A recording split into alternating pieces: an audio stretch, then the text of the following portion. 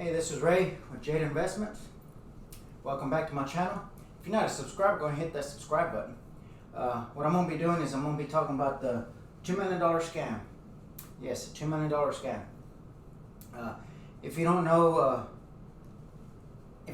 yet, if you haven't been watching my other videos, I'm an engine builder, so I do engine videos as well, mechanic work and stuff like that. I do real estate, buy and hold. I also do Airbnb properties. I'm also a detective for the police department. So that's why I'm going to talk about the scams, because this one actually came to me and I investigated this one. So, and I'm going to bring you some other ones, other scams that I worked as well, but I'm not going to bring any names, anything like that.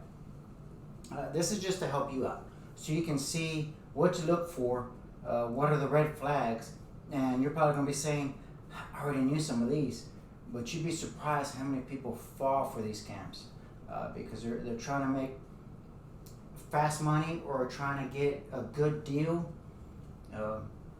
So let's go ahead and get started. But as I said, if you're not a subscriber, go ahead and hit that subscribe button, because I do all these teachings for you. This is for free, so you can learn, so you can better yourself, so you can make more money. Now, I don't charge for any of this. I may be doing a class for going detail in detail from finding the property, how do you find the property, to bidding for it. And I'm not talking about bidding wars. I'm talking about bidding to get it from $20,000 less. I mean, I may be doing a whole class just for that specific deal. But let's go ahead and get started on this one. So, a $2 million scam. It was a apartment complex, a $2 million apartment complex. So this person, this victim, saw this $2 million advertisement for this apartment complex. I mean, it looked legit. I mean, he showed me everything, and it looks legit. So what he did, he contacted that real estate agent. So let me explain something to you. This is what the scammer does. The scammer is going to have a team. I mean, the team's going to have an agent,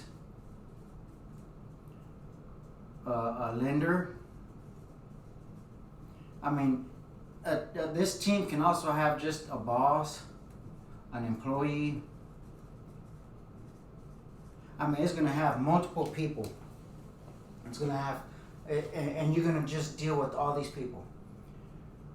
So what I want you to understand is, this person ended up talking to the agent first, real estate agent, and never made contact with anybody in person. So a red flag is going to be everything is by email. Nothing. If they don't want to talk to you in person or on the phone, that's a red flag. If everything's going to be on email, that's a red flag. So you need to go ahead and stop that deal, because it's not going to work out. So what this person did is talk to an agent, real estate agent, and talk to him on email. Everything was done on email, just message on email, back and forth. So then it was a $2 million deal, so he needed a lender. So as we know, as we do real estate, you're going to, a real estate agent, they do know lenders. So what this real estate agent, which it's all fake, remember, I'm not talking about about the real real estate agents, real lenders, real mortgage brokers, and so on. I'm not talking about those. I'm talking about this entire scam. So this real estate agent gave it to this lender. So the lender contacted this victim and told him, yes, you're approved. We will give you the loan.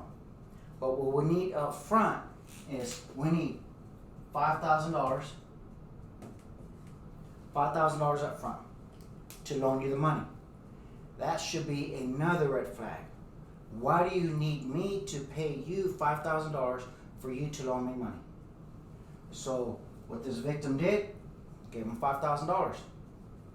But what he did, just understand, if you go into a lender, the lender is going to want you to send this money First of all, they're not going to ask you for money. But if they did, they're going to tell you to give it to the company, not to a person. This one gave it to, let's just say John Doe. Made out to John Doe, and it was a direct deposit to John Doe. But here's the kicker.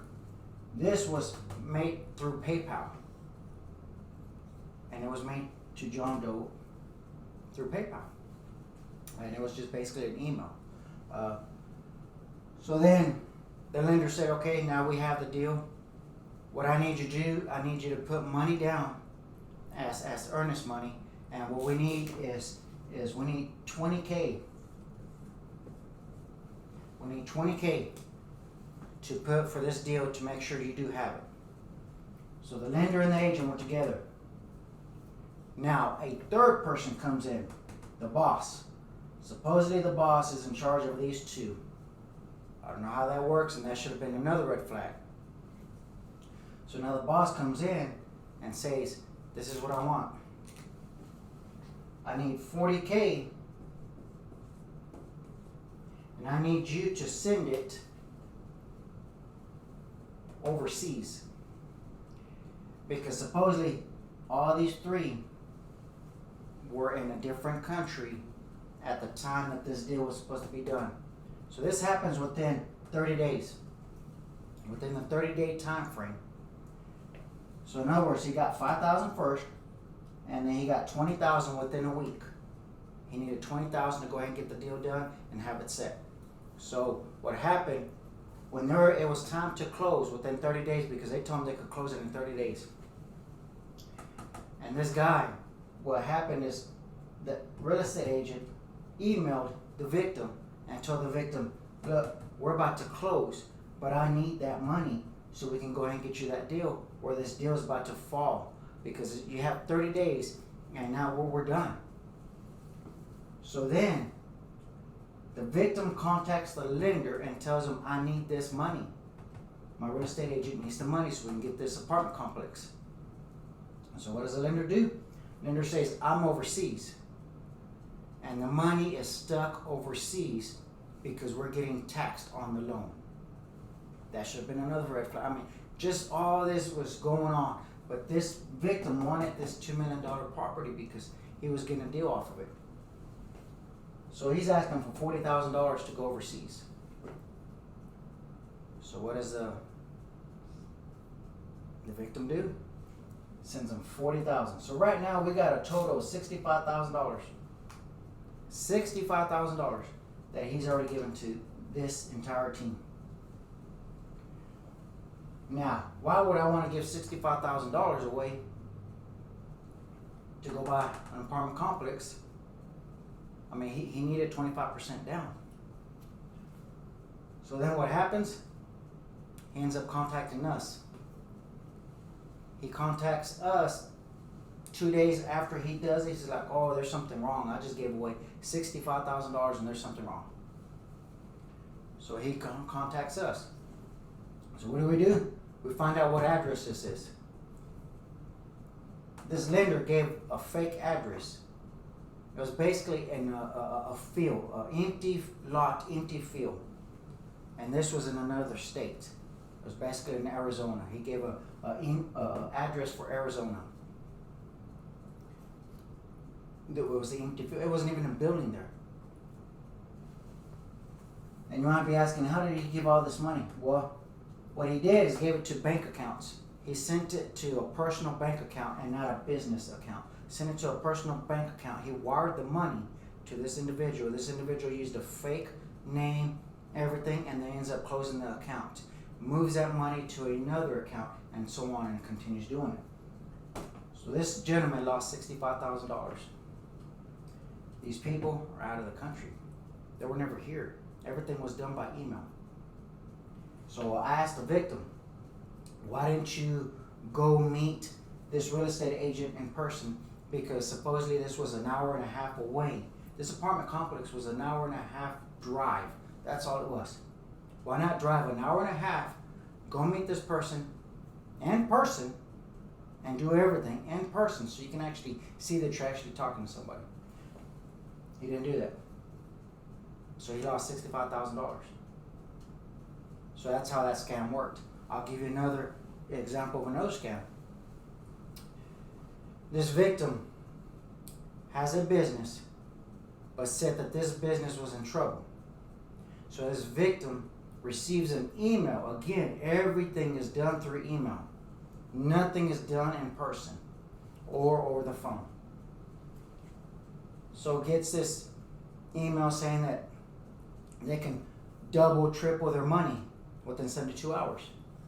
So this scammer asks the victim, hey, I need $100,000 and I can make you $500,000 in 72 hours. The victim was so desperate because the victim said that her business was going down. So what she did, she gave $100,000, just wired $100,000. Oh, I take that back. I'm sorry. She didn't wire $100,000. She put it in a FedEx box, cash money, because this person said, I need cash money whilst it's going to be taxed. So she gave him $100,000 cash money inside a box to FedEx, shipped it out to him. This person ends up giving a fake address, which is basically an apartment complex. So she ends up, the suspect, the scammer, ends up stopping the FedEx truck before it reaches the destination because you're able to track it. So he's able to track the package, stops the package, and never reaches the destination, and he gets $100,000 in cash, free and clear. Yeah. You don't ever send cash in the mail, FedEx, UPS, whatever. You don't do it. That's a scam. So I contact her and ask her what was the deal. Well, my business was going down. I said, you had $100,000. Why didn't you use that money to stay afloat? Oh, and he said he could give me $500,000 in 72 hours. I asked, what did he say that he was actually going to do for you? Or what was he actually going to invest it in? Or what was he going to do with it in order to make $400,000 profit in 72 hours? She said, I don't know. He never did say anything. And it was just through email. Never a phone call, never nothing. It was all email. She lost $100,000 cash. And of course went bankrupt in her business. So understand, what I'm trying to help you is this can be real estate, this can be anything. This can be, and this is another thing, they also do phone calls. And I said, don't ever do nothing unless you talk to them on the phone. Well, here's another scam on the phone. They'll contact, and this usually goes with grandparents. They look for the elderly. They'll call and say, look, your grandson or your child is in jail, and we need you to wire $25,000 or $10,000 to get him out of jail. So what do? But we need it in cash. And it's the same thing. They put it in a FedEx box and ship out cash. It's happened twice. $10,000 they took off of these people. One from Florida and one from California. It happens. So don't ever send cash money through FedEx. I mean, you shouldn't be giving cash money anyway. You should say, oh, well, let me call and find out if they are in jail. Why don't you call your relative? Real estate. Why don't you actually go talk to somebody in person at a business, real estate agent, a broker, a lender, in person? Stop with the emails. I know this generation wants to do everything by email, wants to do everything by text, doesn't want to pick up the phone call and actually talk to somebody.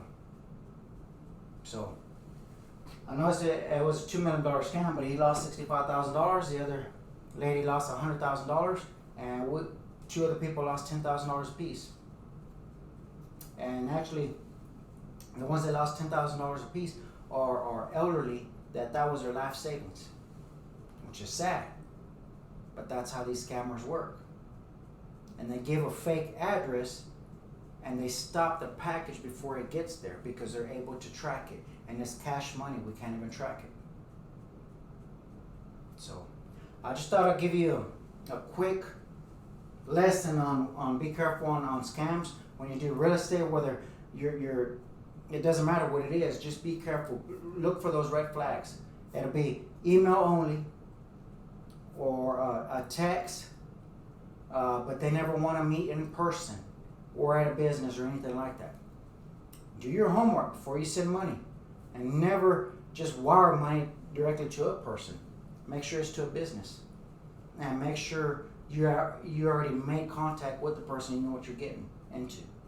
Okay, so hopefully this did help you. I may do more videos like this just to help you out and show you update of what different types of scams are out there. But this is all for you, as I said. If you're not a subscriber, go ahead and hit that subscribe button, and we'll see you on the next video. Thanks for watching.